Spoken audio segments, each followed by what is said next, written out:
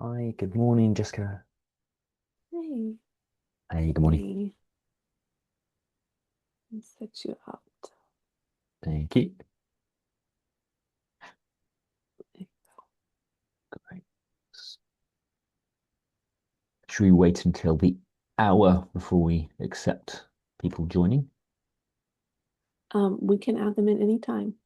Let's wait until it's 00. Let's wait. Yeah, Yeah, 2 minutes. How are you doing today? doing well. How about you? Yeah, no, well, yeah. Just trying to find the point in the song where he sings halfway there. I Do you like know it. the song?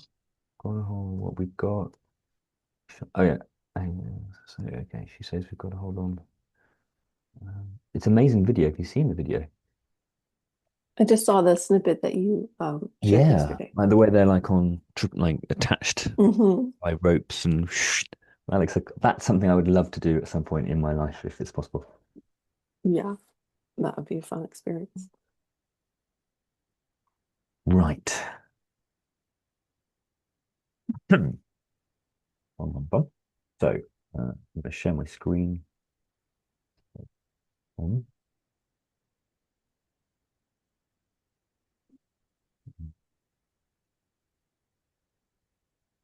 this. Move you into the middle here. Tick, tick, tick. Down. And move that across. Right. I think I'm ready. So I can see a few people. You can Yeah. open the doors, open the floodgates. Well, I'm not sure it's Here we go. floodgates. Hopefully more to come. Yeah.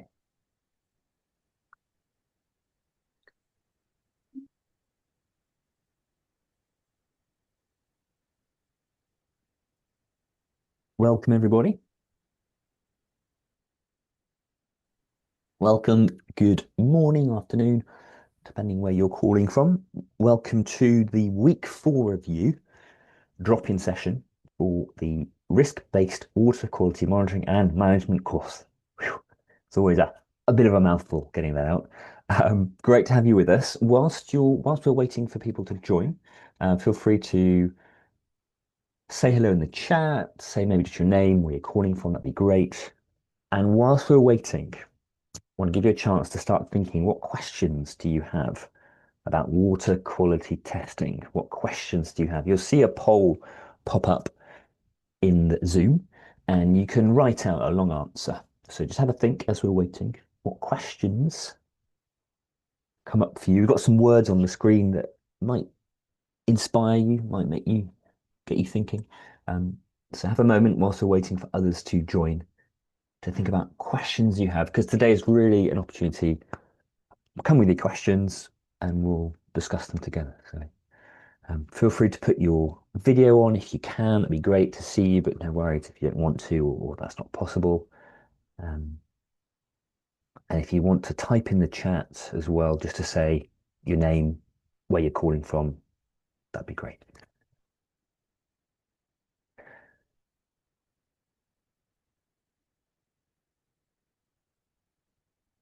So have a think. What questions do you have about water quality testing? Why have you joined the call today? Do you have a burning question? Are you just curious to see what comes up in the session? If you've got a question, you can complete the poll, write anything you want, any question. All questions are welcome.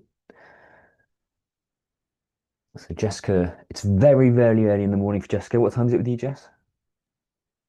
It's 5 a.m. 5 a.m. Is anybody here a morning person? Do you like getting up early? You can say, there's just a small group of us, so feel free to unmute yourselves. I actually like getting up early, especially this time of Fortunately, me year. too. 6 a.m., sun's already shining, if it's a sunny day. Mm. Great. So we'll just give more people time to join. Like you say, if you want to ask a question about water quality testing, feel free to answer the poll you'll see pop up in Zoom. Chance for you guys to bring any niggling question you might have. And Jessica, I don't know if you noticed, I posted in the question and answer forum a question that Pierre had asked in our group.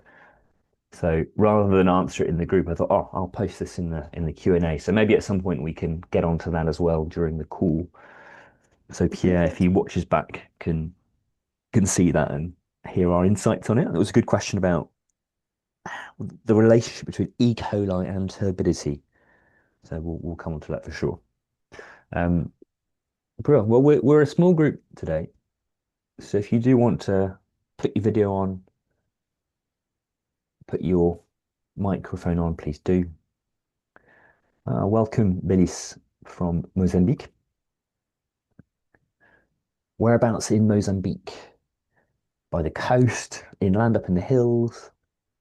Indiana. Ah, you're from Congo. It's cold in Indiana. Oh, sorry, Woody. Um, Indiana, Jessica, whereabouts is that in relation to you? It's east. And so Indiana's kind Ah, of middle of the mid country. US, mid Yeah, and US, I'm West Coast. West Coast. Is it colder in Indiana or Washington State?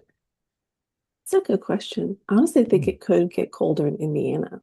I'm in a Ah, very warm, deserty corner of Washington State, so well, it gets hope you're colder in the staying northern. warm, Woody, on the call. Belis, Nampula City, Nampula City. I wonder where that is. I wonder if that's a coastal city.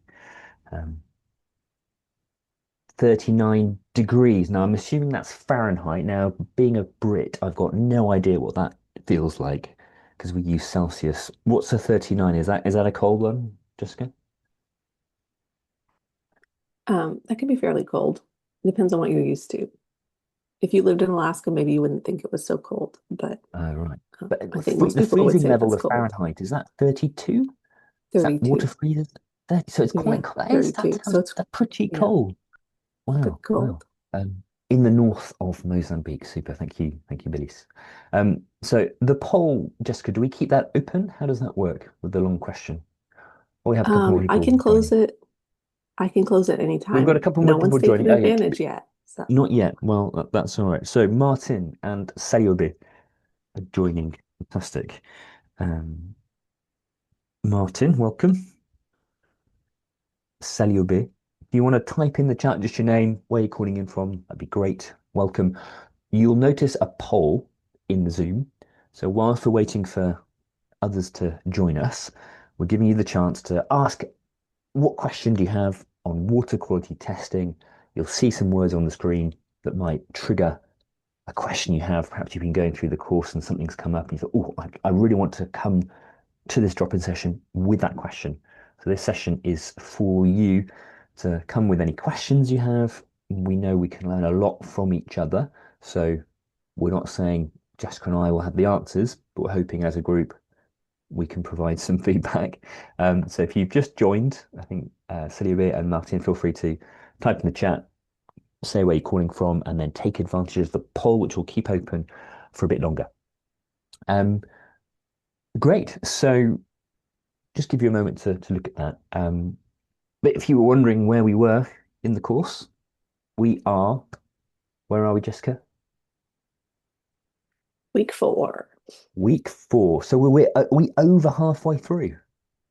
We are now. We are over halfway Yeah. through. How does that make you feel? Feel free to type in the chat and you can speak. We're halfway through.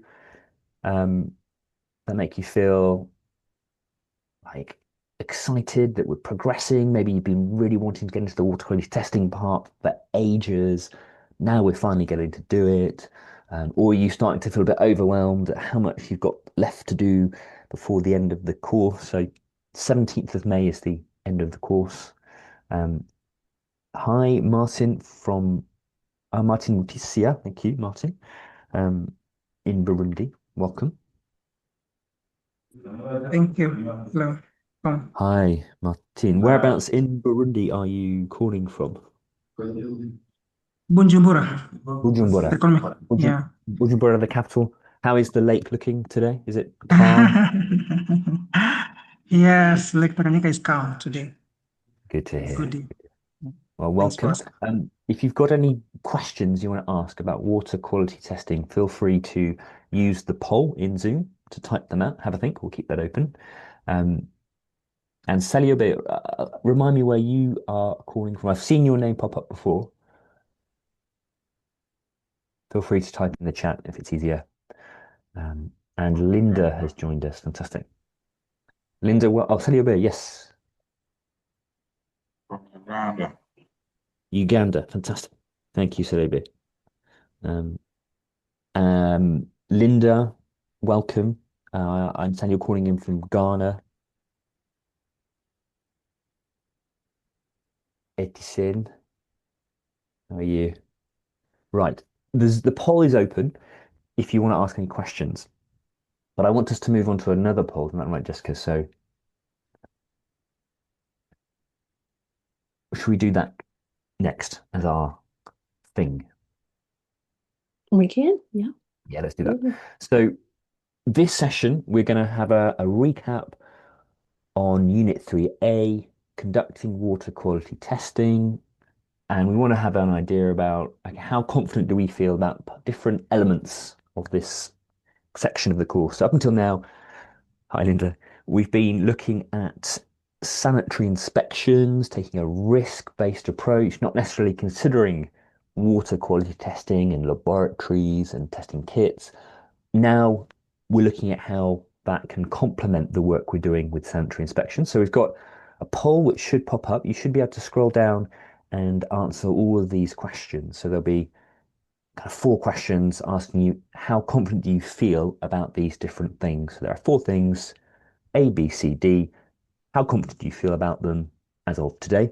And you can choose from those 4 options, easy through to I still have no idea, I'm still learning, which is all of these places are good places to be. Just helps us work out how do we use our time today, which area of section 3, which part of section 3A do we focus on. Tadise, welcome. We are just running a poll to get an idea of the confidence we have for the different elements of our new Unit 3A on water quality testing. So welcome. Feel free to tell us where you're calling in from in the chat or on vive voix. Right. Okay. So 4 things that we can be looking at today. How do we combine sanitary inspections with water quality testing? That's A. B, how do we decide which parameters to test for? C, deciding between field testing and laboratory testing. Good. Welcome, Darcy. And then D, anticipating challenges that you can expect to face in water quality testing programs. So poll results coming through, which is great. So we're kind of the results of the poll will guide what we look at today. So kind of if you're most we'll look at the pieces probably that we feel maybe the least confident in. So we've got a chance to build our confidence. That's one way to approach it. So we've got a couple more people to do the poll. I think we have, let's see. I think we actually have everybody responsive. Oh, super. Fantastic. Yeah. So you can. So I can share those. Tadesse, if you want to respond in the chat, that's fine. Jessica, if you make a note of that, that'd be great.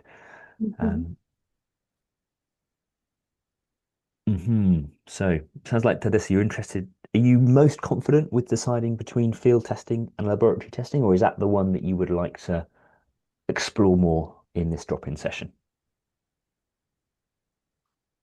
And welcome 915735514117. Please do let us know your name and where you're calling in from. Although maybe that's an area code 915. Great. Okay, so looks like across the board,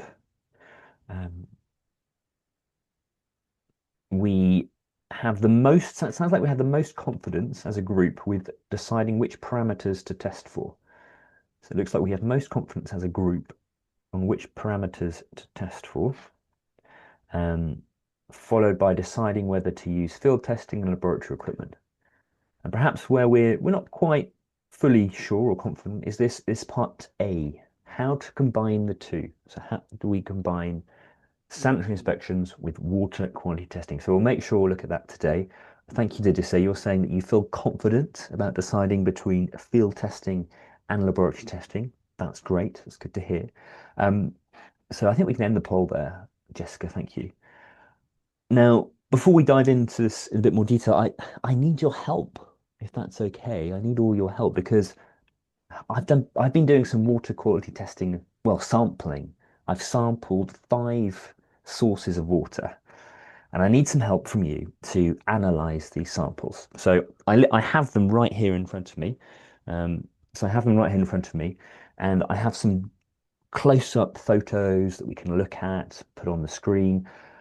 So what I'd like is your help to test the quality of these water samples. Now, you have available to you me. I am your laboratory, so you can instruct me on what you want me to do. I have very rudimentary tools here. I have a straw. And we have the images on screen. And you can ask me questions about how I collected the sample, where it came from. So this is over to you. What questions do you have? So this is number one. We're going to start with number what? Start with number one? Yeah, let's start with number one. That's number one. So, any questions? How would you like me to test this water? Or any observations? What do you observe? So you can write in the chat with your observations. The question is, what do you think about the quality of this water, and how are we going to test the quality of this water? You can give me instructions. You can make comments.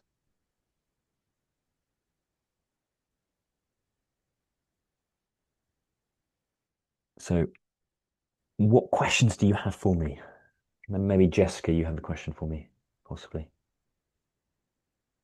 Welcome, Elvis Manu. We're looking at water quality testing, and I'm asking for help. I'm asking for some people to help me analyze this water. So that's the water I'm holding. There's 5 samples. This is the first sample. That's looking down. I've opened the lid for this photo. What do you notice? What do you see? Oh, it's not clean, Senebe. Oh, why not? What's not clean about it? Kind of looks okay to me. Doesn't look too bad. What makes you think it's not clean?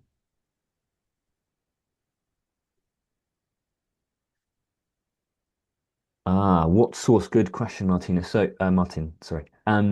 Yes, what source? Let me show you. So it's my local water source here, just over the road from where I live. This is the closest water source I've got, and I just picked up an old jar that I found. I cleaned the jar though with hot water to make it clean. Does it use chlorination? No, no chlorination. This is just you come, you collect the water. Um, Algae-like material. You think so? What do we mean by algae-like material? I can see something. Don't know if you can see on my screen. Oh, what parameters do you want to test? Well, that's for you to ask, to tell me, Martin. What parameters should we test? So I could open. I don't know if I can open it, so I can't. I can't open it. It's turbid. Yeah, it looks a bit turbid, isn't it? Mm. So we're saying it's not clean. We could test for turbidity. That's right. I don't have a turbidity meter. But I could probably. How could I make a turbidity meter? Anyone have an idea? That's something you can actually do, isn't it? Do you know how to make a turbidity meter, Jessica, if you don't have one? I don't. Ah, No. I'm sure Google will tell us, but I think it involves getting a piece of paper, drawing like marks on the bottom, and then use a tube. That's right, can make your own tube. So maybe I could put this into a tube, make a tube, and then I look down the top, and depending how much water in the tube, May Saliba, do you want to tell us how to use a turbidity meter, actually? You might feel free to type in the chat or unmute and speak. How do we use a tube to measure turbidity? Thank you, Tom. Well, okay. If you have stability standards, you can actually calibrate the tube. But anyway, for your case, you don't have a standard. No, I don't. But if it is clear, then when at a certain level, you'll be able to see a mark down. But if it is not clear when you pour it, then the mark down disappears. So Right, the lower the water is, the turbid. The higher it comes, the less turbid. Right, so if I look down the tube, sorry, but imagine I'm looking down the tube and there'll be a mark at the bottom, and I fill the water, I fill the tube bit by bit with the water, and after a while, that mark will disappear. And when that mark disappears, there should be a corresponding number on the outside side of the tube, which will give me my turbidity reading, which I think is a NTU. Forgotten what NTU stands for, but it's something to do with turbidity. Jessica, maybe you can remember. You are right. Oh, Salube. Yeah. It's plyometric turbidity units. Very good. Thank NTU. you. Thank you. I don't think I can say it as well as you. Thank you, Salube. Feel free to type it in the chat for us as a reminder. So Linda and Martin are suggesting we should do some bacteriological analysis to test for pathogens, as well as physical parameters like pH, turbidity. And it'd be good to collect a sample for chemical analysis in the lab. So looks like we need some more information about this one. I'm going to send that away to the lab to find out if it's safe. Which one would you like to look at next? Type in the chat and we can go to the next one.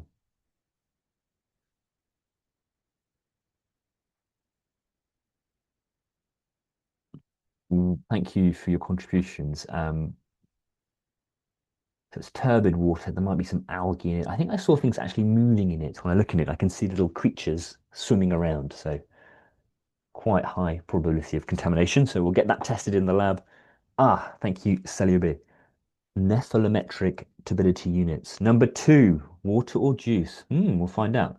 Right. Number 2. Where's number 2 gone? I need to get to number 2. Sorry, guys. I'm all over the place here. Okay. Number 2. How would you like me to test this one? That's what it looks like from the side. I tried, Salube, I tried the turbidity meter, but it didn't work. So I think we need a new type of test. Ooh, I can open this one. How should I test this sample? How can I test it? Welcome, Fatia. Oh, I need to dilute it. Okay. Fair enough. Dilute it. I do have some water here. I'm going to dilute it. I need to filter it first. Oof, I don't have a filter. Do I have a filter? I've got a tissue. Will that help? I've got a tissue. Is that going to work? Okay. So, filter. This could get messy. I should really get some hang on a sec. Right. This is getting messy. Is there another way that I can also, apart from laboratory testing, Linda, I am your laboratory. What can the human body do? It's just me. How do you want me to test this? How do you want me to test it? You just got me. Is it dirty? Okay, well it's definitely turbid. Filter and boil. Good idea. But is that smell? Thank you, Sally. I'm gonna smell it. Good idea. Oh, that smells lovely. Oh, smells kind of sweet, rich. Manuel's saying it's not palatable. I think it might be. I'm gonna try it. Shall I test it? Shall I taste it? That's the other thing I can do. I've used my sense of smell and it smells good, like a nutty, sweet smell. Does anybody think I should try the taste? Does anybody think I should try the taste? Anybody? Jessica, do you think I should try the taste as a professional in water supply? I'd like to know where you got the water from before you taste it. Saliva saying no. Does anybody want me to try tasting it? Anybody? No? Smells good. Smells good. Is anybody going to stop me? Oh, it does smell really good. Jessica, I think I should try some. Well, I'm going to put that on hold because no one's given me the go ahead. You are in control. We'll come back to that, but that one smelled really good.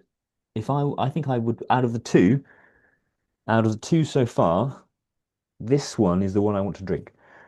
So do not test it, says to this. Okay, I won't drink it. You say not to drink it. But at the moment, this is the one I want to drink. So we've got 5 to choose from. Let's jump to another one. Let's jump to how about number 4? Where's number 4? Okay, so at the moment, this is in the lead. That one smells good. You're saying not to test it, try it out. This is number 4. Any comments on number 4? Can you see it okay? Well, you've got the big image, haven't you? So you don't really need to see it on the screen. What are your comments on number 4? What do you think of the quality of number 4? You can see on your screen, I've got it here in front of me. And how can we test it? What tests can we do? Comment from Tan, thank you. In Vietnam, people are always boiling water before drinking, no matter if the water is clean, if there's contamination or not. It's part of the culture. So what is a minimum standard for water quality testing if the water is always boiled? Good question.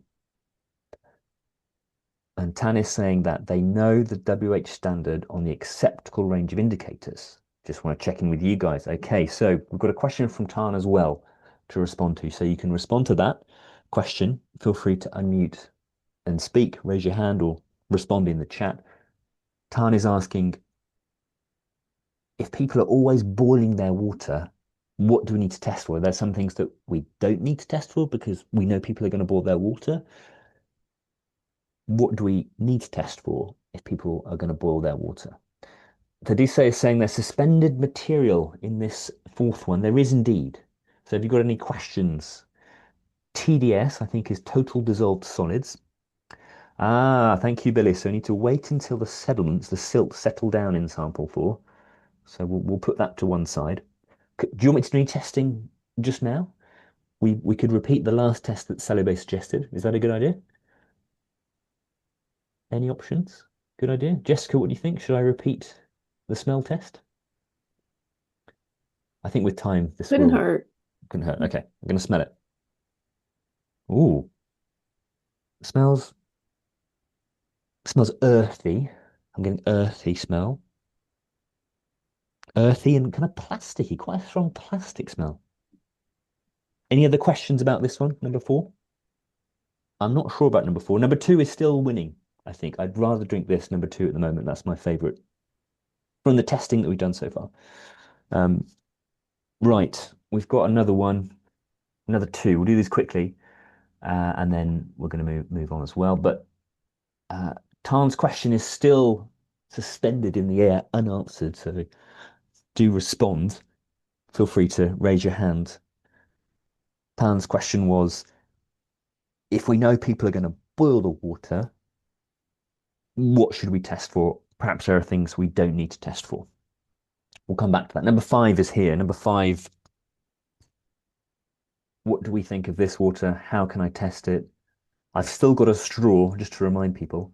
It looks like a milkshake. Oh, okay. Shall I open it up, Linda? Smells fine. Smells sweet. Okay. Linda, do you think I should try tasting it?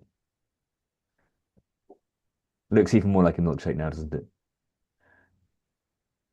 Can you see this, Jessica, on the video, or is it blurry? Smell. You're already pretty strong on it. Smell, smells sweet. Okay, I think we've done the smell, we've looked at it. I think I'm gonna have to go for the taste test now.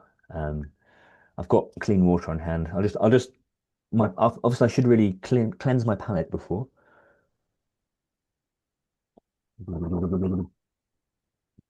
Cleanse my palate so that the apparatus is not contaminated, and then I will taste it. Oh, that is really good. You're right. Oh, high chlorine residual. It could well be a high. It's too much chlorine. It could be too much chlorine, but mm, you were right, Linda. It's a milkshake. Mm, mm. That's very nice. But will people be happy with that? Would you be happy if that came out of your tap? It tastes pretty good. A bit sweet, but pretty nice. Would you be happy with that coming out of your tap? Too much chlorine, possibly, quite possibly. So it's between 5 and 2 at the moment. They're winning, just so you know which is winning. One more, got one more, and then we'll forget how much time we've got today. But we've got an hour, I think. So the last one, number 3. Boom, boom, boom. This is number 3. Any questions, comments? How would you like me to test this water? How would you like me to test this water?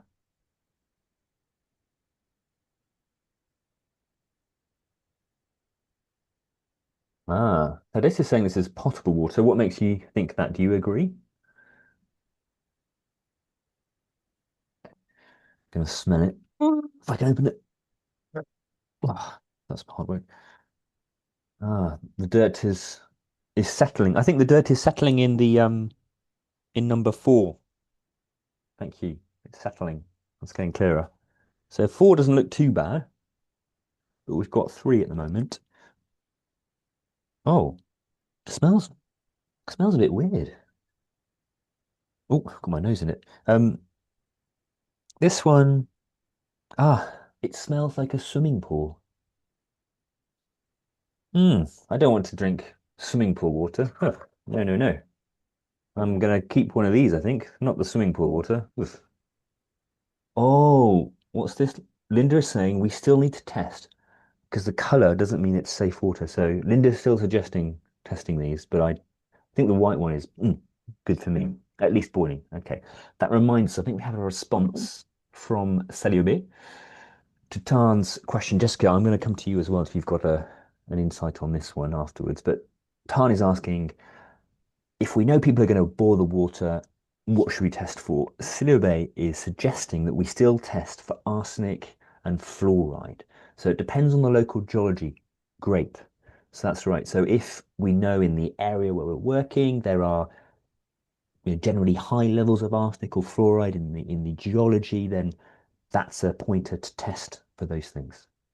And is that fair to say, Jessica, that boiling won't get rid of arsenic, won't get rid of fluoride, or affects like fluoride and arsenic will affect the water even if we boil it? Is that fair to say?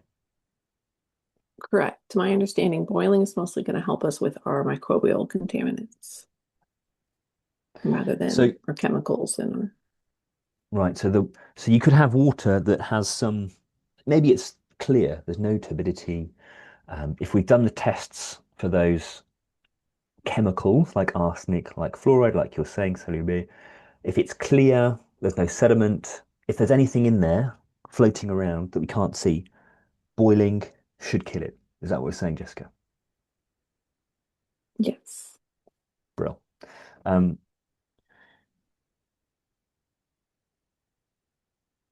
Great. So we've done 5. It's between 2 and 3. It's between 2 and 3. I'll give you just a bit more information. Somebody asked me earlier on, where did the first sample come from? Nobody asked me where the 4th sample came from. This is the 4th sample. So it's quite sandy. I said it. Hi, I can see someone join on the video. Welcome. We're analyzing these water samples live. You are the analysis team. This one, number 4, just to show you where I collected that. It's from my rainwater collection bucket at the back of the house. Rainwater collection bucket at the back of the house. So it has some sediment, but nothing swimming around. There's nothing live in there. I think the first one, you may have missed it if you were just joining the call, was from this very close by pond, and the water came out like that. And actually, there are things swimming around in it. Tan has kindly answered his own question. Thank you. Yes, we always provide a full test of the water, not only arsenic or fluoride. Fluoride, sorry. They boil the water, the users, and they don't boil the water for bathing or for hand washing. So maybe, Tan, you can tell us, what else do you test for? What else do you test for in addition to arsenic and fluoride? If you're just joining the call, welcome. I can see Roman join the call. We're looking at water quality testing. We're playing around with different samples. I've got some samples here actually right in front of me. Can anyone recap what did we say about these samples? Would anyone like to write in the chat? Which is the best one? Which one should I consume? Or which one would you say, don't consume that one? Whatever you do. So feel free to type in the chat. In summary, what does our analysis say? Can anyone summarize for me? I've got all 5 here. Well, Jessica, if you want to summarize, please do. So we started off with this number 1. Jessica, what did we say? Well, so you showed us the pond that it came from, and that there was no treatment, and that you can see little things swimming in it. I can see a lot of things swimming in it. So that one's going to go for laboratory testing. I think we decided. Great. We'll send it off, get results back, I think next week, by next Thursday. We haven't tasted this one yet. I really want it. Smells really good. Would anyone allow me to taste this one? Okay. So Manuel is saying the one I'm holding has a high probability of microorganisms that will be attached to the floating particles. Okay. So don't taste it, I think is what you're saying, Manuel, which is fine. I won't taste it. I'll be sensible. Thank you for that. I hope that's given some ideas of the questions we need to be asking. Thank you to Rishi saying don't taste it. Fair enough. Now, with the time we have, I thought, was anyone here last week? Was anyone here for the quiz last week? Hands up if you were here for the quiz last week. We had a quiz last week. And we had some scores allocated to different groups. We played the quiz by groups. So at the moment, group 5, World Vision. Hands up if you're in the World Vision group. You are in the lead with 300 points. Group 1, no show by the looks of it. So if you were in group 1, which is my group, no points. So that's you, Linda. I'm looking at you, Linda. You are group 1, I think, for today. Group 2 and 3 are battling it out for second place. Group 4, still some work to do. You can't believe it. I can't believe it either, Linda. I don't know what happened last week. So we're going to play a little quiz for this next half of the session about things we've been looking at. So how it works is there are points up for grabs, and you can win points for your group. Now, there are 4 categories. We have the purpose of water quality testing. We have the parameters that we test for. I think we're pretty good on that one. We've talked a little bit about equipment. So all these questions about equipment, and the last one are about challenges we might encounter and how we can overcome them. Now, the more points a question is worth, the more difficult the question is. So a question with 500 points, that's the hardest question for that category. And then the question with 100 points, that's the easiest question for that category. So are you feeling confident and you want to ask a question? Well, I'm going to ask you a question. Do you want to be asked a question that's worth lots of points? Get lots of points for your team, leapfrog World Vision? Or are you going to play it safe and slowly build up your points with the easier questions? Now, we need some volunteers. So if you'd like to play the game, all you have to do is raise your hand, and you can either unmute and speak to answer the question, or you can type in the chat. As you volunteer, anyone in your group that you're associated with on this course can help you answer the question. So Antoinette, you are also in group 1 with Linda, so that makes a pair for you to work together. If you'd like to ask a question, raise your hand. Now have a think. Raise your hand or type in the chat you want to ask a question. Tan's given us the full list of things he's looking as possible parameters. Oh, I can hear somebody's unmuted. Would you like to be asked a question? Trivash, which group are you in? If you can find out for me, Jessica, that would be great. Travashe, would you like to go first? And then we can, Salibe, you've got your hand up. Fantastic. Salibe, which category would you like to choose? Purpose, parameters, equipment, or challenges? You can unmute and speak or type in the chat. Equipment, okay. How many points are you going to go for? You're going to go for the really hard question. 5. We can see Antoinette is ready to pounce. 400. Oh, Salibe is feeling confident. Okay, here's the question, Salibe. So have a think.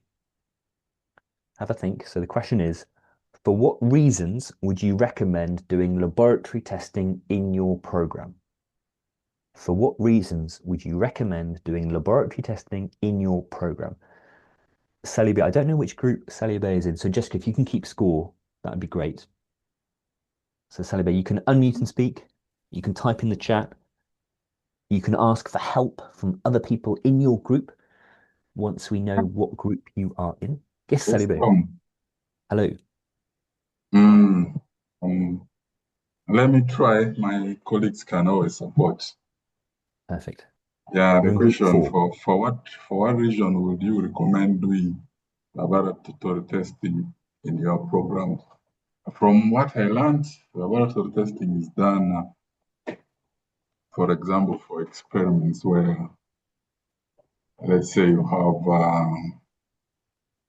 can't achieve detection limits within the field.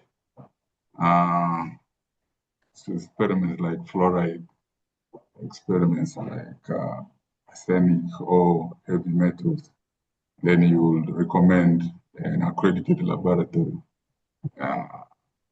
It's because the equipment developments are not enough for such analysis. In the field, you will do easier ones like residual chlorine. You can do turbidity to a good extent. You can do, those ones. Thank you. My colleagues can support me. Thank you, Sebe. Sebe, from representing Group 4, thank you so much. Would anyone else from Group 4 like to add anything? You can unmute and speak, or from Group 4. So, Linda, if you're looking for points for Group 1, I'm going to ask you another question, but you can go next if you'd like. But Sebe, yes. Here are the answers that I had. I think you've mentioned them all. So, laboratory testing we use when we can't test on site, and you picked out the tests that we can do on site quite easily. Chlorine residual, turbidity. I think you explained to me actually how to do the turbidity testing. We can get kits that we can take with us, often big black boxes for testing for potential bacteriological contamination. And I was reading in the chat this week, I think it was Eshetu from Ethiopia, he was saying that they use petrofilms. Petrofilms. If anyone knows what that is or has experience with it, let us know in the chat. I'm curious to know more. Petrofilms. Thank you, Simi. So I'm going to give Semi 400 points for Group 4, which might put you in the lead. Who else? Who would like to go next? Who would like to ask? Who would like to be asked a question? Who would like to be asked a question? But thank you, Semi. Antoinette's hand was up earlier. Belize. Belize in Mozambique. What category would you like? 300. Oh, Martin's next. So Belize, you had your hand up first. I'm going to you. Belize, do you want to choose? Belize, can you hear us? Are you clapping? Oh, I see you're clapping, Belize. So Martin, Mutisia, you are, I think you said it, you're in Burundi. Parameters 300. Let's see. Oh, yes, multiple choice. So it's not the answer you can see, it's a multiple choice. So What group is Martin in? Maybe Jessica can find out for me if have that so we know who can help. World Martin, Vision. World Vision Group, who are current leaders in the quiz. Yes, Martin, feel free to answer this question by activating your microphone. Go ahead. So, which statement best describes the relationship between water quality testing and sanitary inspections? Is it A, water quality testing can replace sanitary inspections? Who needs sanitary inspections? We have water quality testing. Is it B, only one is needed, depending on the budget? If you can afford one of them, you can choose. Or is it C, they complement each other? Or is it D, that sanitary inspections confirm the contamination, whilst water quality testing helps us prevent it? Which of those statements is true that best describes the relationship between water quality testing and sanitary inspection? Martin, what do you think? C. C. Why do you think C, Martin?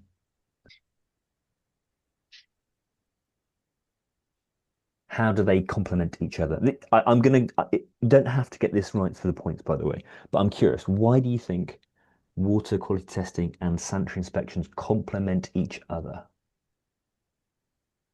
Because the SIs help us to identify the possible risk of contamination that confront our water system, and then we can do our ability to confirm what is actual contamination and the severity of it. Thank you. That's right. So sanitary inspections can help us understand what risks there might be for a water point or part of the supply becoming contaminated. And then the water quality testing can inform us whether their contamination is taking place and how severe it is, like you say. Super. 300 points for Martin and World Vision. Well done, World Vision Burundi. Linda, your hand is raised. Would you like to be asked a question? We've had two so far. Linda, your hand is raised. Yes. Manuel's asked as well. So we've definitely got time for Linda and Manuel. I'm going to go for Linda first. And we can see Tana's also. Linda wants challenges. Very good. How many points? This is group one. You don't have any points at the moment, just to highlight that. You don't have any points. You go 300 points? That's totally fine. Have a read on the screen and you can unmute to speak or type in the chat. Oh, hang on. Have I given you the answer? I gave you the answer. My mistake. Hopefully you didn't read that quickly enough. If not, it's a test of memory. Linda, what challenges and constraints may you face when establishing your water quality testing program? What challenges, constraints can you expect to find when you start doing water quality testing? Feel free to unmute and speak. And if you want to talk out of your experience, yes, Linda, go ahead. Yes, I think the first one, I will look at financial constraints when the program lacks funding. Then the second one, I will look at when the remote access, when the location of the lab where you take the samples to is far from where you are doing the sampling. Then I would also look at the equipment when you need to do testing and then the equipment you have is not sufficient, and so you would have to go to a bigger laboratory. Then I will look at the resource constraints. Yeah, so these are my challenges. Thank you, Linda. So you mentioned, I'm going to go back to the answer, which I think you saw before. No, you didn't, I'm sure. No, Martin, I think we can have more than. Oh, Martin wants equipment for 300. Great. We'll come back to you, Martin. Thank you. We will also go to Emmanuel because I know he wants group 2 to have a go. Linda, you mentioned financial constraints, limited budget, human resource limitations, not many people, sites that are far away, that are difficult to get to. Maybe you don't have enough equipment or it's not working all the time. So I'm going to come back to you, Linda, later on and ask you for those things how will you overcome them? What ideas do you have? But going to come back to you later. So have a think, and maybe some extra points for group one. I realize now, Linda asked for challenges 300. I gave you 200. I can only give you 200 points. That's my bad, but you've got a bonus question to come back to. So have a think. For those challenges you mentioned, how can you overcome them, prevent them from happening? You've definitely got the 200 points, Linda. Don't worry. Jessica, make sure the 200 points for group one is down. I'm very keen. Group one is I'm involved in group one. She's got it. Linda, don't worry. Jessica's got it. Then we have Manuel. You would like to be asked a question. You're in group two, Manuel. Yes, please. I think I would choose the equipment and the 400. Yeah, and the 400. So lots of points are possible. What group is Manuel in? Group two. Group two. Manuel in South Africa. Yes. Great. Good, Manuel. Okay, so here's the question. Oh, hang on. We've already had this question, have we not? Yeah, I think this. Okay. Sorry. We've already had that question. So you can either go higher or lower under equipment, or you can go sideways. Okay, sideways, it's fine. Challenges, parameters, or purpose? Yes. Challenges. Yeah. Oh, you want challenges. Is that the answer again? I need to hang on. Is this challenges 400? Oh, here we go. Sorry. I think I'm showing you I think I set up my links not quite right, so I'm not going to use my links. So challenges for 400 points. Anybody else in group two on the call? Possibly. What quality control measures can you use during water quality testing? During water quality testing, whilst you're collecting the sample, have a think. What quality control measures can you use? Have a think. Okay. If you have an idea, go for it. Yeah, maybe I can give the first step, and my group members, if they are around, they can I'm looking. I don't know. I don't think you have anybody else in group two on the call. Any group members. I'm afraid it's just you. It's all on you, I'm afraid. Okay, no, that's fine. I think I'll give it a try. Yes, I think some of the quality measures that you would need is to ensure that you are sampling at a representative or you're taking a representative sample in the field. For instance, when you are taking water sample from a well, maybe you need to purge it for some 3 minutes or so, or pump the water to waste it before you take a collective representative sample. Why is that? This is to ensure that you are not just taking water that is stagnant. You are taking water that is coming from the well from all sides underground. Right, so exactly. So if you're collecting a sample from, say, a hand pump, pump it for a little bit, get that water flowing through, because maybe that first water coming out the tap isn't going to be representative of your everyday sample. Great. What else, Manuel? Yes, I think, and the other quality control that you should ensure is to have, if you have a cooler box or somewhere where you are supposed to cool the sample or store the samples before you transport them to the laboratory. That is also one key quality control. So, Manuel, which type of samples, which type of parameter requires that cold box, that ice box? I think it's for the chemical sample, for the chemical samples, and also sometimes maybe if you are taking for microorganism analysis, you are supposed to transport the samples within 12 hours to ensure that you get correct or representative quality of the water. Sometimes, so Manuel, for the bacteriological testing, for testing those microorganisms, like we're going to test this one for microorganisms, you say it has to be kept cold. It must arrive at the laboratory within 12 hours. Why? Why is that important? What if it gets there in 13 or 14 and maybe is lukewarm? Yeah, it's a very, very good question. I think This is we beyond the don't question, want, so you've got the points. Don't worry. yeah, we don't want to sort of stress the microorganisms. Sometimes if it's too hot, you can stress them when you test, then you get fewer counts, which is not what is actually in the actual water where you sampled. And sometimes as well, if you if you freeze them or cool them too much, it might inactivate the microorganisms as well. And then, of course, when you get to the lab, you need to put them to the room temperature before you start testing. But those changes might stress the organisms, and you might not get a representative count of those organisms. Thank you, Manuel. Exactly. So those conditions, whilst we're transporting the sample, are really important, because if it's too hot or too cold, something's going to happen to the microorganisms. Perhaps they're going to die out, or they're going to overpopulate the sample, and then it doesn't represent the water that we collected, because we're collecting a small amount of water as a representation. So that's very, very good points.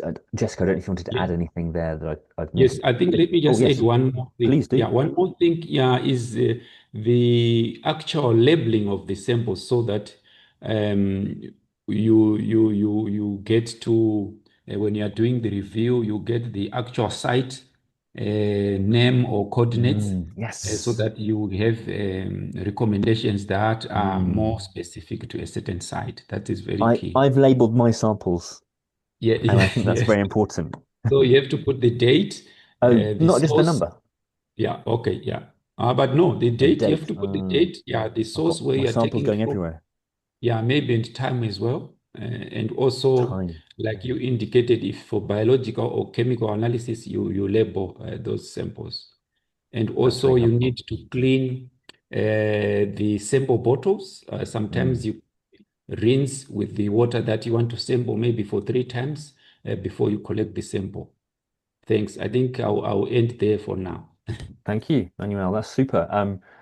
I'm happy to give you and your team the 400 points. Is there anything else that anyone else would like to add? I can see Antoinette, your hand is up. Fetia mentioned that microbiological samples need to stay at 0 to 4 degrees. I imagine that's Celsius, not Fahrenheit, because that's very, very cold if that's Fahrenheit. I know at least 2 of us are living in countries where Fahrenheit is used. Aha, Elvis makes an interesting point. Would you like to explain to us, Elvis, the use of negative, positive control samples, duplicates, and blanks? What are those? Would you like to tell us? Antoinette suggesting we use sterile containers. Sterile containers. Do you agree? Hello. Yes. Oh, hi, Elvis. Hi. Yeah, so it is afternoon over here. So greetings to everyone on call. Yes, so for quality control measures for microbiological testing, for instance, it is always very important to introduce positive or negative control samples. Now you are carrying out your test, you run the test, you will get your results. But the question to ask is, how sure are you that possibly, you are not the one contaminating the sample, or we are not having cross-contamination of the sample from, the environment or anywhere else, but that the results you are getting is a true representation. So for this reason, it's always good to add a positive control sample. A positive control sample, for instance, is a sample that is already having some level of the organism in it, and the negative control sample is a sample like this one, Elvis. Hello, can I be heard? Yes, you can. I can hear you well. Carry on. Yes. Okay. Yeah. So a negative control sample is a sample that is not supposed to have an organism in it. So when you introduce this, sometimes like before, within, and then at the end of the analysis, to be able to get good data. Data that can be reliable and confident. So that's when we introduce positive, negative controls when we are carrying out testing, be it in the lab setting or even on the field. And then we can also introduce, duplicates, and then for the duplicates, it's just like, you are testing sample ID 700, just a matter of you repeating it, somewhere in in the testing schedule. I mean, for you to know whether, I mean, if sample 700 gave you, let's say, 2 milligram per liter, when you repeat it, will it give you the same or something close to that, you know? And then we also have that by the introduction of the blanks. You know, for the blanks, I lead a team of analysts. So once in a while, I'll just introduce a blank, sample into the, let's say, number of samples that they are testing, just for me to know whether what they are doing is right, is wrong. So aside this, we have other, quality control measures that, we need to ensure when we are carrying out, quality testing in the lab. Yeah, but before all this, is the quality assurance, measures that we put in place. Then the quality control just, goes to confirm, the quality assurance processes. So basically, this is what I just want to, add with regards to this. But all my colleagues have mentioned, also have, a way that like a role that they play in ensuring, quality control in the, like in testing. So thank you very much. I would want to end it. Thank you, Elvis. I thought that was very clearly described. Thank you of why we use blank samples, why we might have a kind of a negative sample we know is contaminated. It's to check that both the equipment we're using is working correctly and that those who are using the equipment are following the protocol. So you mentioned quality assurance and quality control. Very important. They're slightly different things and they work together well.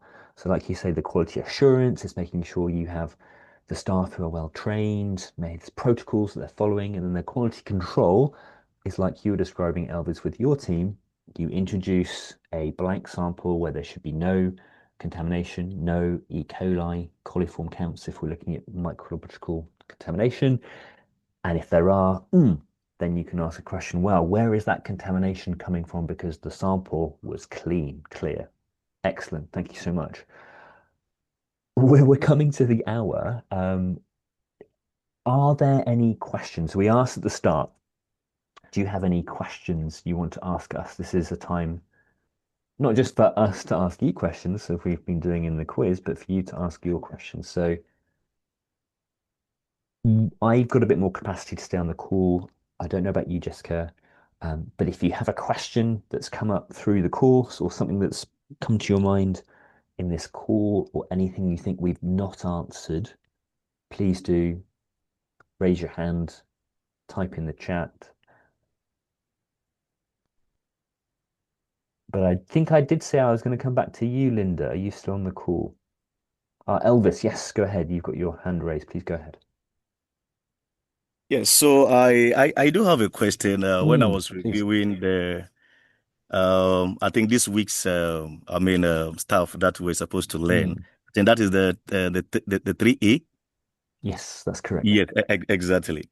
Yes, so there was this particular thing that we should always follow national standards, and then I know aside that, if there are locally relevant parameter-based risk assessment that have been done, we could add that one to determine the parameters that we need to test in order to maximize the resources that we have. But I was thinking, we work in in a donor organization where you have donors giving you money to implement. Assuming a donor approaches you to implement a water quality testing program, then the donor gives you specifications that I want you to stick to the WHO guideline, values for whatever parameters that they want you to test. But here, comes the case that you find yourself in a country where you have national standards. You have been able to do a risk assessment to establish the common contaminants around the area, which possibly you think that when you implement it with your country standards and then alongside the risk-based assessment you have done, the parameters to be helpful. But then the donor is saying that go by the WHO guideline values. So in situations like this, what do you suggest? Do we go by the donor's suggestion, or we still have to stick to the national standards and then the local context risk assessment based parameters that we're able to establish? So I just want to kind of understand this two dynamic issues. So I don't know if you could throw some light on that. Sure thing. Elvis, you've raised a really good point. It's one of the questions in the quiz.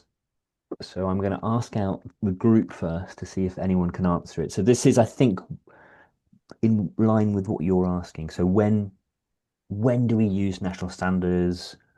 Why would we use them? Why would they differ from WHO guidelines? So we've got, let's just say that's the first question, because then whatever we say to the donor is based on the answer to this question.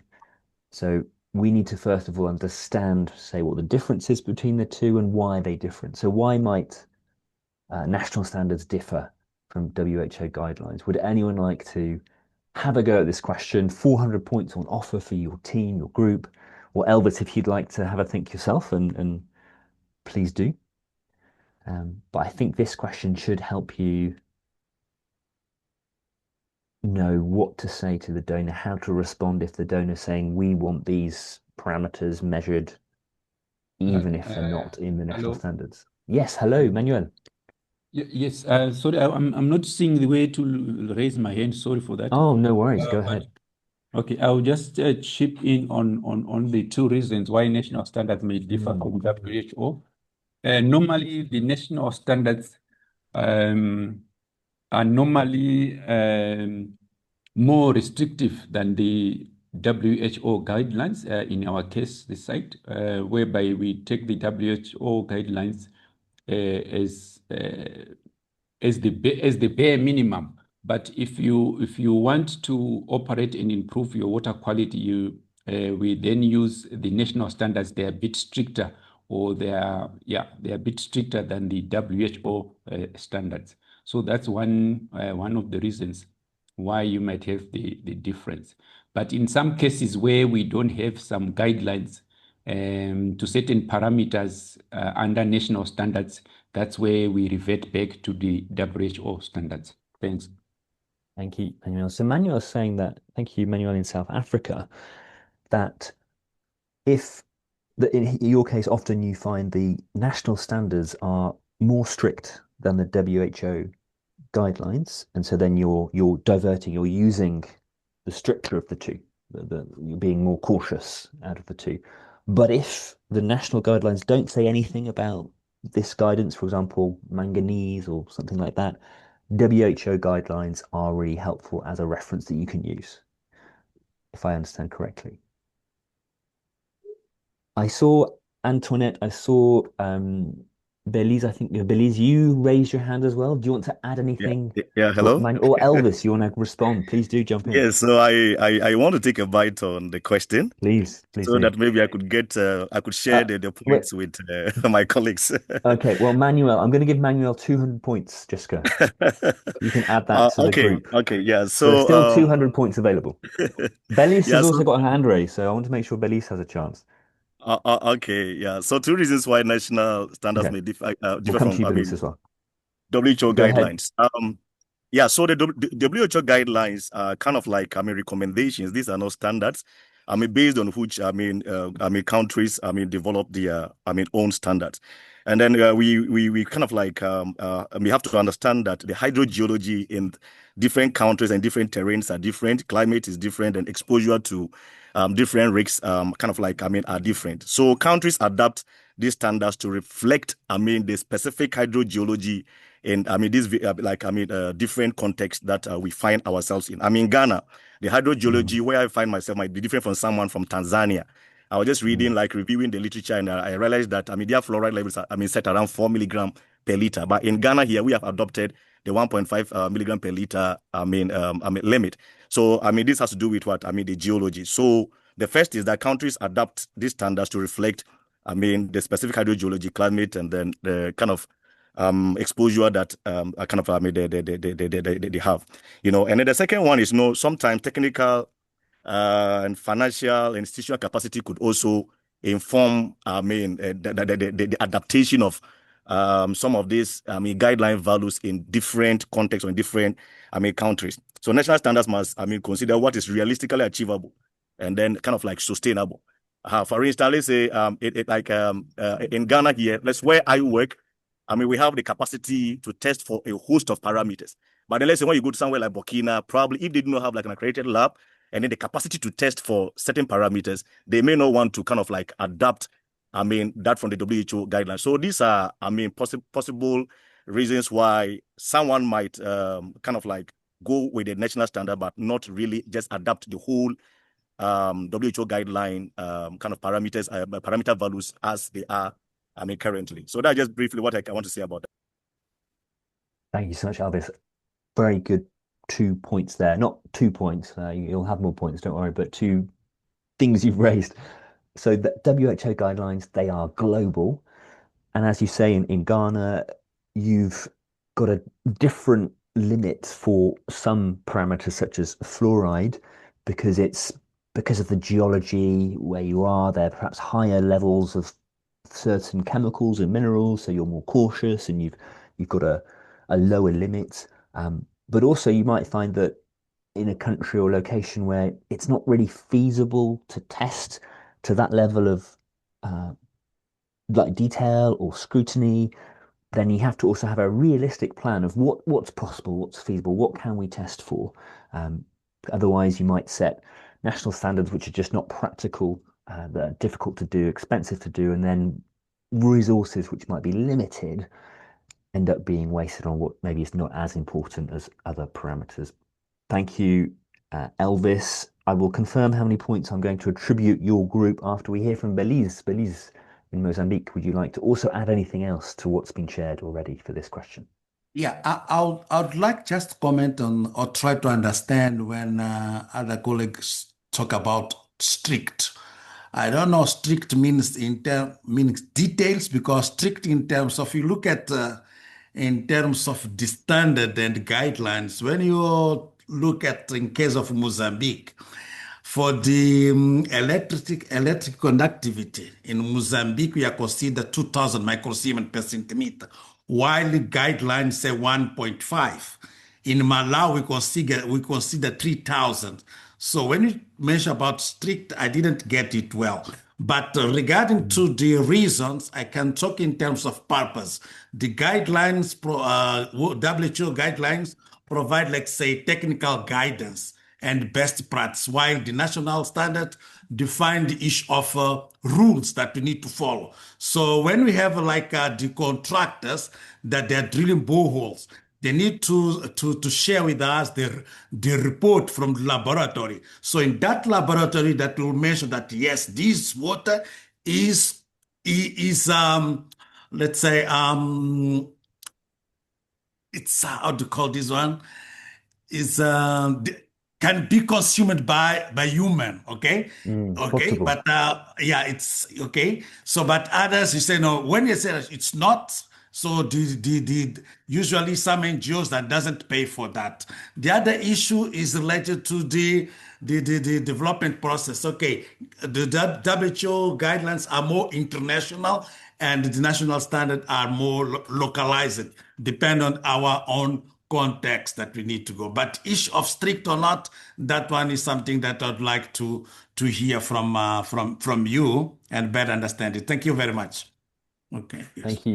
Thank you, Billy. So if I understand correctly, imagine, okay, this is a table, and we say, okay, micro Siemens for measuring, I guess, kind of like how salty, right, the water is. Is Yes, that yes, right, yes, Jessica? yes. How salty it is. So Yeah.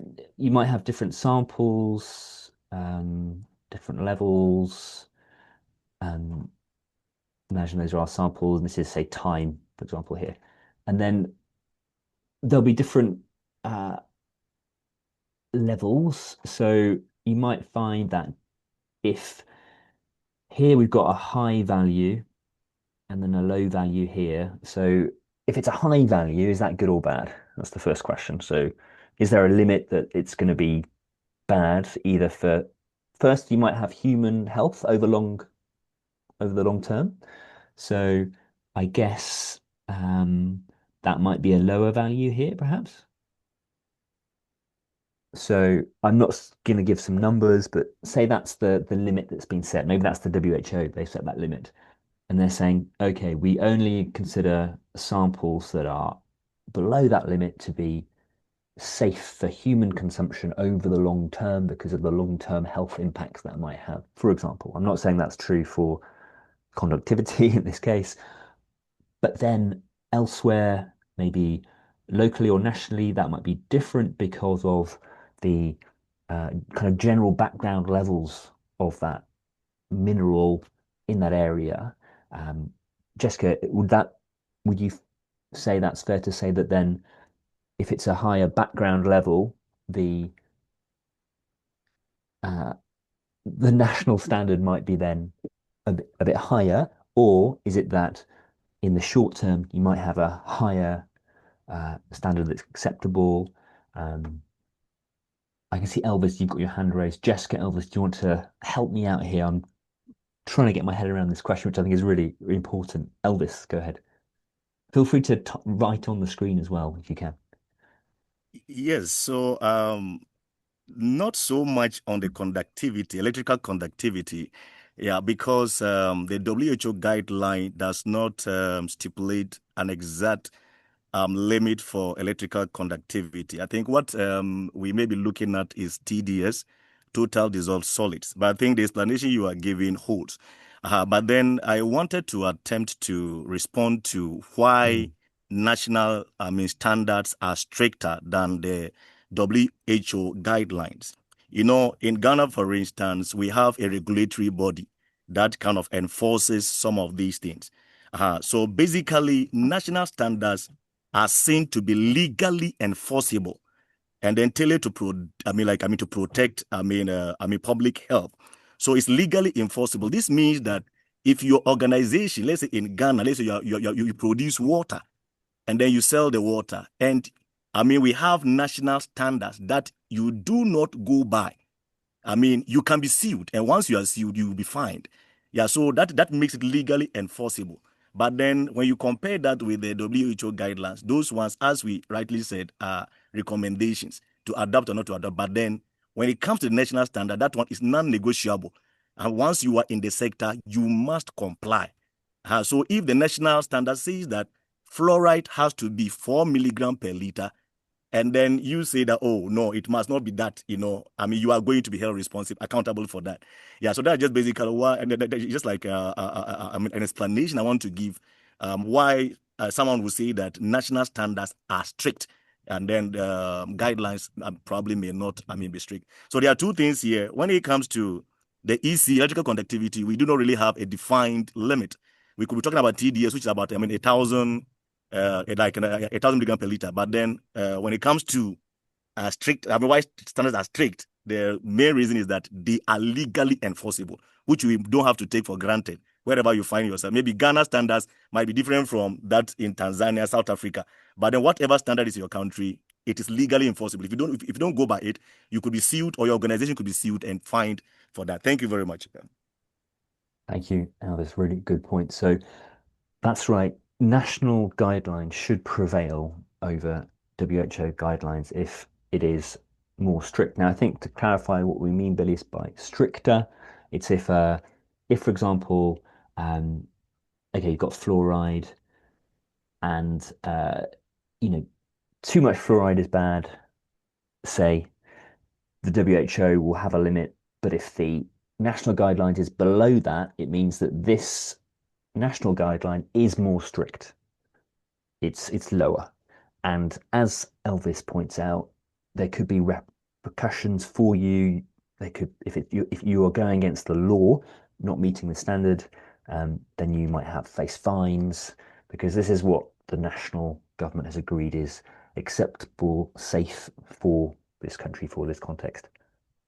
Jessica, do you want to add anything else into this discussion on strictness of standards between national standards and WHO guidelines? Yeah. I think it's a really good discussion. I think it's a good clarification that, yes, national standards is where you should fall if you have questions about what do I need to test to. This does tie in a little bit. We had a question earlier about what about when donors come with expectations, because our donors are mostly likely going to look at international guidelines like World Health Organization. And so where those differ, you might have to advocate for your national standards and make sure that donors understand that these are what I'm really held to. There are some instances where national standards are actually a little more lenient.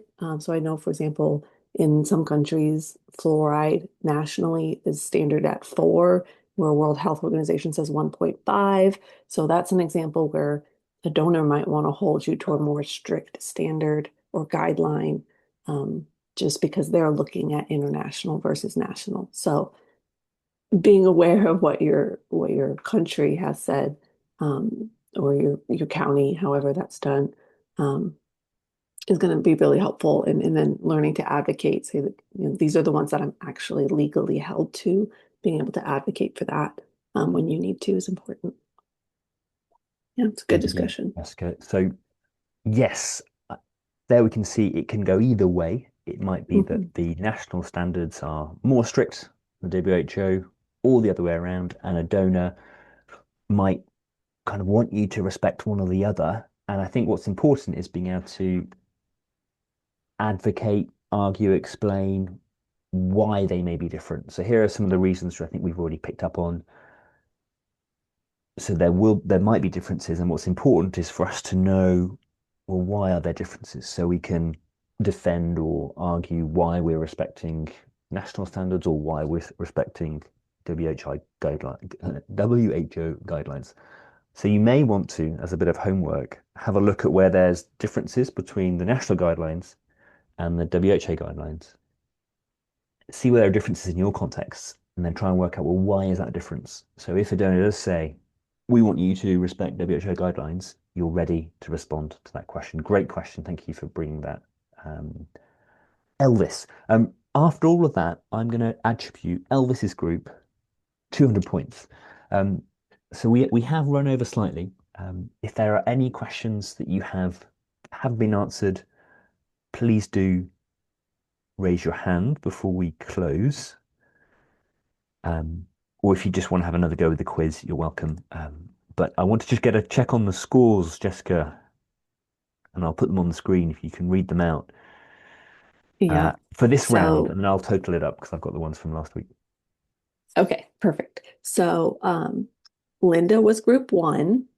Yeah. Now you gave her 2 of her 300 points. You said you'd come back to her, but we haven't Oh, had yes, time yet. Linda. We should come back to So, you, Linda. Can we do that now? Linda, I think I had a question for you. Can I remember it? Can you remember the question I asked you, Linda, earlier, and have you got an so answer for it? Yeah, you said based on the challenges, what can I do? Yes.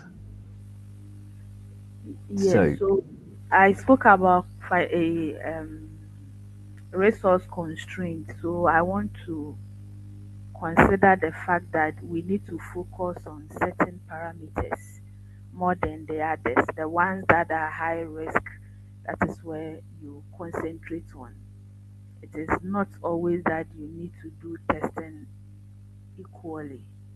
Where they are high risk, you concentrate on it, and then the others. And then also where the risk poses higher threats, you would have to look at that one before the ones that the threats are not. Please come in. I think this is what that I can say. Thank you, Linda. So you highlighted some of these challenges we see on the screen, that it might be difficult to get to sites or difficult to get samples to a laboratory if you're using laboratory testing, and you might have limited funds, so you can't test for everything everywhere all the time. You need to decide. And that's where the parameter selection is really important, but also basing on risk. So maybe you're going to test certain parameters where the highest risk that parameter could become an issue.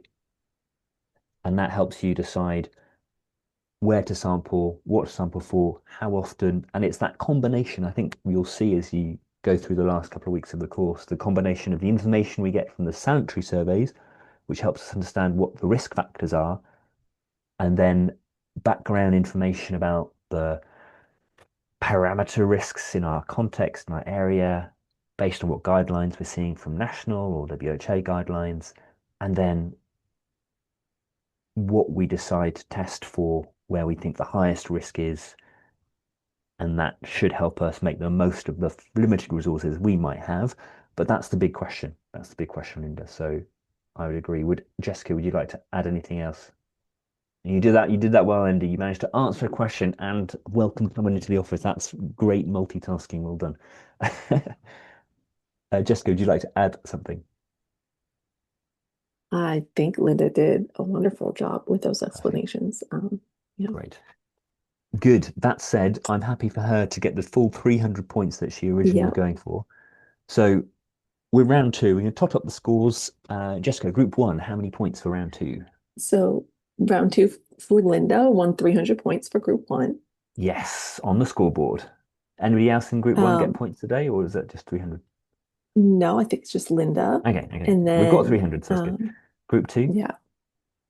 Group two, Manuel got 600 points for answering two different Whoa! questions. 600. That's a big score for today. Well done, Emmanuel. And then all the other questions were answered by World Vision. So Ali Ray, Elvis, Again. and Martin got a combined 900 points. Whoa, for World 900. They Vision. are just so far ahead. I think it should be, is it updating on the screen? Is it working? It is.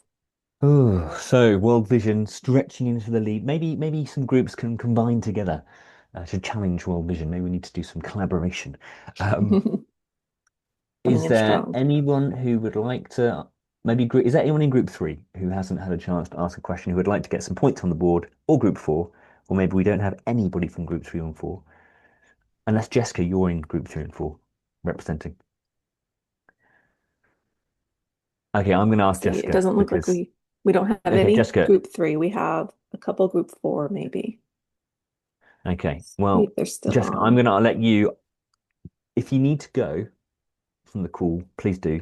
We're just going to do a couple more quiz questions so we can get points on the board for groups three and four because I don't want a group to go without having points for this week.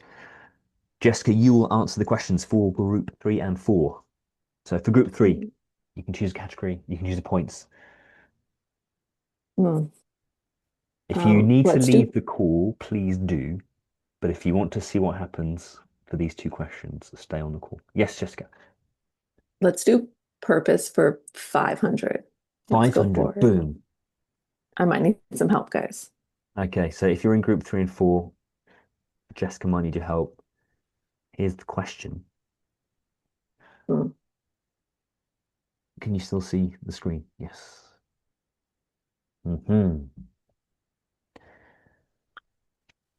So give me an personally, example. Or someone you know. I personally have not done like an official sanitary inspection before. So the best example I could give is maybe doing water quality testing in a disaster response where we had to use kind of the local context to decide. So the area Well, you've already lost in, 100 points there, I'm afraid. But carry on. Yeah, sorry. It's okay. I'm just we were teasing you, testing Jessica. Go ahead. two main different types of water sources. It was a island that had been hit by a hurricane, so ocean water was obviously a big water source we were using. So kind of just being aware of what we might typically find in an ocean source kind of guided what we were testing. And the other main sources on the island are wells that are near a lot of farmland. And so that also kind of guided what we were testing for. So for us, big ones are always microbial and turbidity. As we've discussed in the course, those are just good main ones to test for. And then for like the wells that are near farmland, all we had was the test kits in our bag. We didn't have access to a lab. So looking at things like nitrates with our test kit, little test strips, being near farmland and agriculture, that kind of guided our choice to test for nitrates to make sure that those like fertilizers weren't coming into the water source.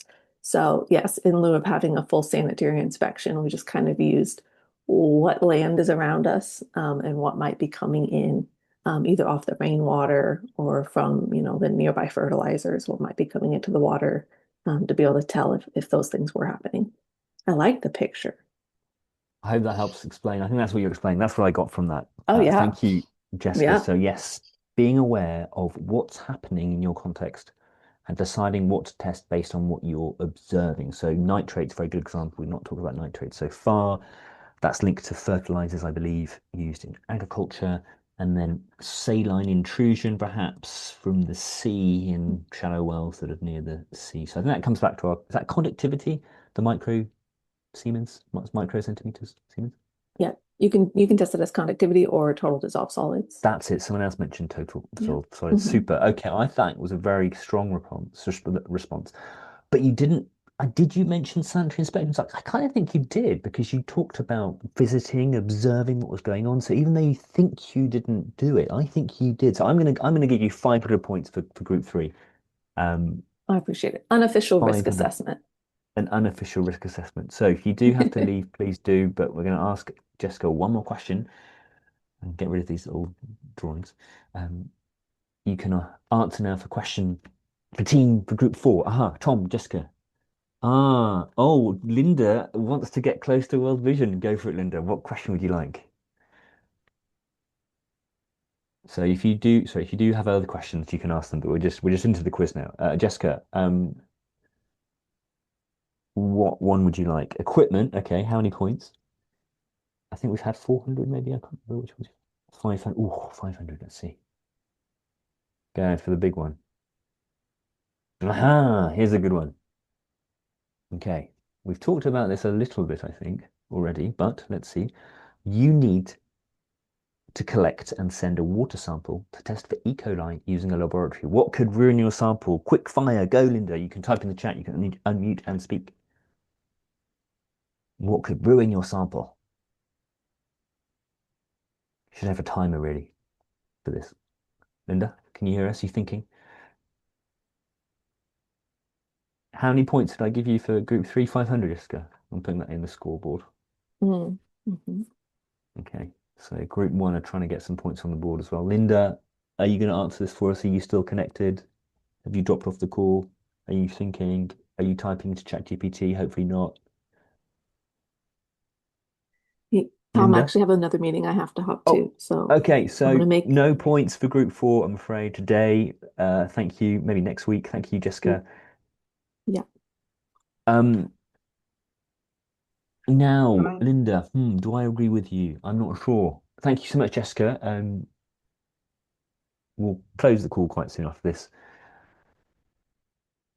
Linda, it's over for you. Okay, what I'm going to do, I'm going to call this to a close, and I'm going to put that question in the Q&A.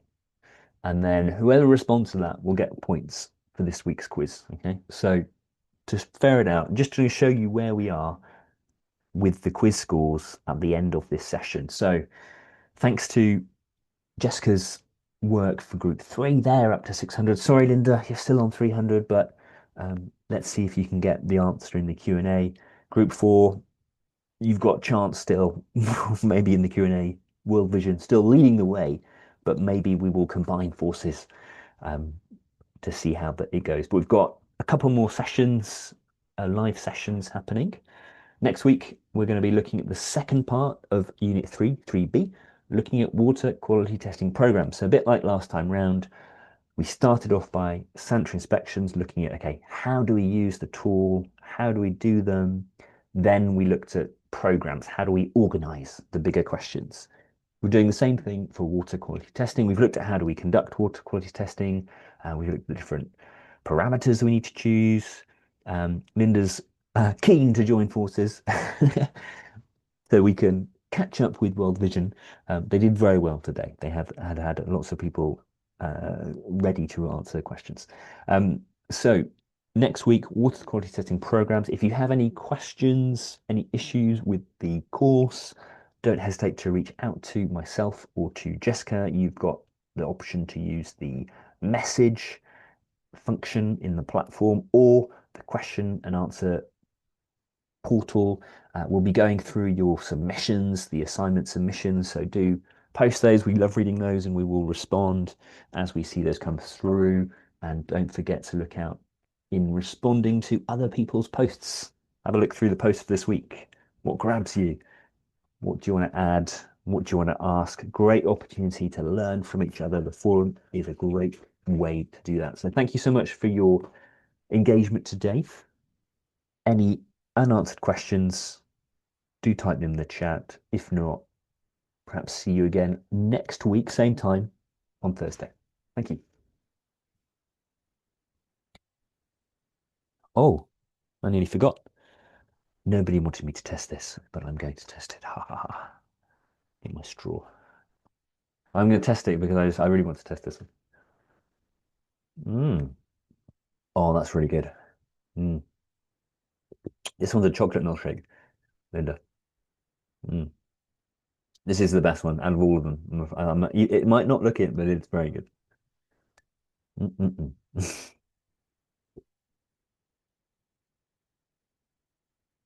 This one is number two. Number two was the chocolate milkshake. Okay. Bye.